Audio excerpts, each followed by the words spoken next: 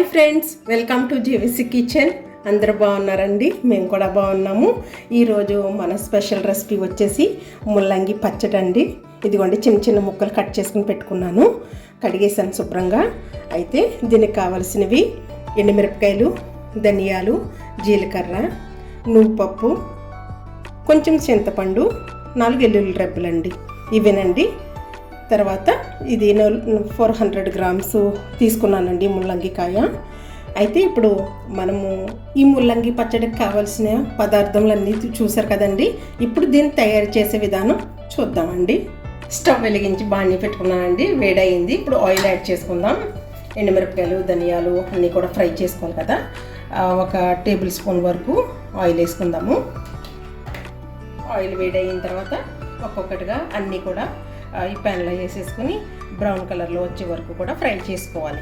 ఒక్కొక్కటిగా వేసుకుందామండి. ధనియాలు 2 టేబుల్ స్పూన్ నేను పెట్టుకున్నాను. 1 టీ స్పూన్ జీలకర్ర. నేనైతే ఎండుమిర్చి ఇన్ని తీసుకున్నానండి. మీకు ఎక్కువ కావాలితే ఎక్కువ వేసుకోవచ్చు. కొంచెం నువ్వుపప్పు 1 టేబుల్ స్పూన్ ఉంటుందండి. ఇవన్నీ ఫ్రై చేసుకున్నప్పుడే 4 వెల్లుల్లి రెబ్బలు కూడా వేసుకుందాము. ఇవన్నీ కూడా ఈ ఆయిల్లో ఇలా కలిపేసుకొని, తక్కువ ఆయిల్లోనే ఫ్రై చేస్తున్నాం కదండి, అంతమాట ఇలాగ కలిపోతూ ఉంటే ఒక పక్కన మాడిపోకుండా అన్నీ కూడా సమానంగా ఫ్రై అవుతాయి. ఇదిగోనండి, ఇలా స్లోగా కలుపుకుంటున్నాం కదా. కొంచెం అయితే ఫ్రై అవినవి. ఇప్పుడు మనము కొంచెం చింతపండు తీసుకున్నానండి నేను. ఏంటంటే ఇది ఎక్కువ వేసుకున్నా బాగుంటుందండి, పులుపు ఎక్కువ అయిపోతుంది. తక్కువగానే తీసుకున్నాను, చిన్న నిమ్మకాయ అంతా. అయితే ఇది కూడా వేసేసుకుని మనం ఇలా కొంచెంసేపు మొత్తం ఇవన్నీ కూడా, చింతపండు వేడవుతుంది, తర్వాత ఇవన్నీ కూడా కొంచెం అయితే సరిపోతుందని ఫ్రై అవడానికి ఇలా ఫ్రై చేసేసుకుని, ధనియాలు ఇవన్నీ కూడా చక్కగా కలర్ వచ్చేసినాయండి, బ్రౌన్ కలర్లోకి. ఇంతకు మించి వేడి అయినా బాగుండదు. దీన్ని ఒక ప్లేట్లోకి తీసేసుకుందామండి, బౌల్లోకి తీసేసుకుని అప్పుడు మరలా మనము ముల్లంగి ముక్కలు చిన్న చిన్నగా తరిగి పెట్టుకున్నాం కదా, అవి కూడా మనం ఇదే ప్యాన్లో ఫ్రై చేసుకుని కొంచెం నీరంతా ఎగిరిపోయే వరకు కూడా మనం ఫ్రై చేసుకోవాలి. ముల్లంగి ముక్కలు ఫ్రై చేసుకుంటాకి 1 టేబుల్ స్పూన్ వరకు వేసుకున్నానండి ఆయిల్. ఇదిగోండి, మనం చిన్న చిన్నగా తరిగి పెట్టుకున్నాం కదా, ఇవన్నీ కూడా వేసేస్తున్నాను.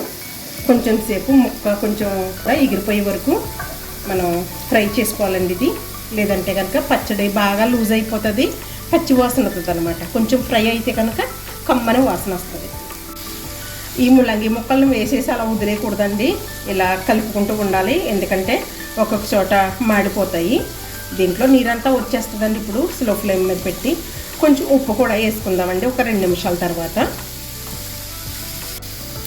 ముక్కలు వేడెక్కినాయండి.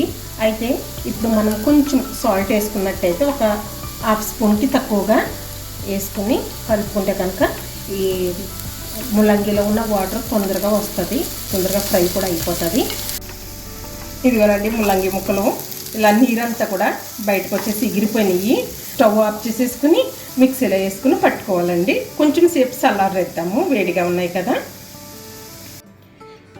నేను ముందు ధనియాలు, ఎండుమిరపకాయలు అవి కొంచెం గ్రైండ్ చేశానండి. అయితే కొంచెం బరకగా అది మురుగుగా ఉన్నాయి.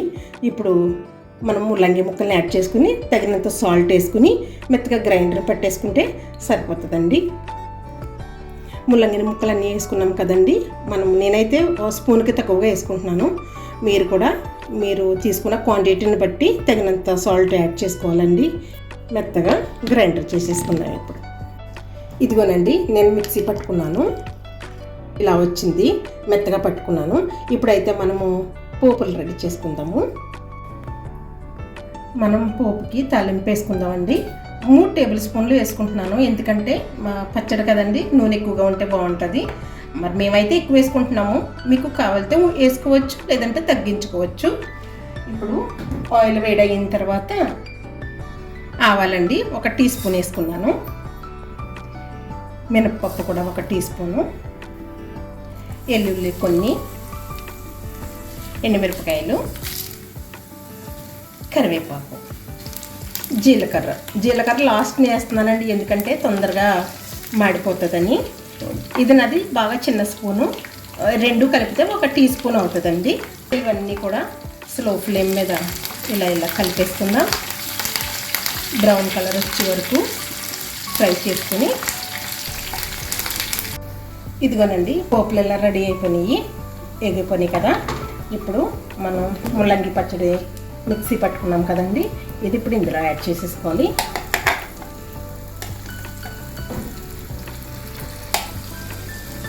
ఇప్పుడు పచ్చడి అంతా ఇందులో వేసుకున్నాం కదండి, మనం ఈ పోపులంతా కూడా మిక్స్ అయ్యే వరకు స్లోగా మిక్స్ చేసుకోవాలి.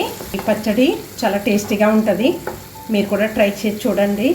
ఇది భోజనంలోకి, అదే లంచ్లోకి, డిన్నర్లోకి, బ్రేక్ఫాస్ట్లోకి కూడా వాడుకోవచ్చు. దోశల్లోకి, ఇడ్లీలోకి బాగుంటుందండి. మరి మేమైతే ఇలానే దోశల్లోకి, మరి ఇడ్లీలకి, లంచ్కి, డిన్నర్కి కూడా మేము వాడుకుంటాము. మీరు కూడా ఇష్టపడితే అలా చేయొచ్చు, కానీ చాలా టేస్టీగా ఉంటుంది. చూడండి పచ్చడి అంతా కూడా ఈ పోపుల్లో కలిపేసాను. నూనె ఎక్కువైందని అనుకుంటున్నాను, కానీ అవ్వలేదు. ఇదంతా కూడా పచ్చట్లో కలిసిపోయింది. ఇప్పుడు ఒక 5 నిమిషాలు స్లో ఫ్లేమ్ మీద ఉంచుకుందాము. ఈ పచ్చడి ముల్లంగి అంటే బాడీలో వేడైన వాళ్ళు చాలామంది కూడా ముల్లంగి సలాడ్ కింద తింటారు, కూర చేసుకుని తింటారు. ఇలా పచ్చడిగా కూడా చేసుకుని తినొచ్చండి.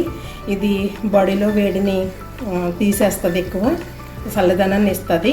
మీరు కూడా ఈ రెసిపీ ట్రై చేయండి. ఇంతేనండి, మన ముల్లంగి పచ్చడి రెడీ అయిపోయింది. మరి ఈ రెసిపీ మీకు నచ్చినట్లయితే మన ఛానల్ని సబ్స్క్రైబ్ చేయండి, లైక్ చేయండి, షేర్ చేయండి, కామెంట్ చేయండి టేస్టీ ఎలా ఉందనేది. Thanks for watching. మరొక వీడియోతో కలుసుకుందాం. Thank you.